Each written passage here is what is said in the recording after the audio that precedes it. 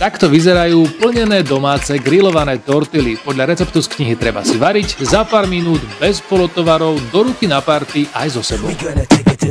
Pre osiatú pšeničnú múku, soľ a prepustené maslo ručne zmiešaj, prilej prevarenú mierne teplú vodu, poriadne zamies, cesto rozdiel na 80 gramové kúsky, potri olejom a nechaj chvíľu odpočinúť. Potom každú tortilu roztlač, rozvaľkaj na veľkosť panvice a krátko na sucho opeč z oboch strán. A máš tortily bez konzervantov, ktoré ti vydržia v chladničke aj v mrazničke. Alebo ich použij ihneď, pokraj aj papriku, cibuľu, paradajku, nasoľ baklažán a všetko poriadne opeč na kvalitnej grilovacej panvici potretej olejom a skús to nezjesť skôr ako naplníš tortily.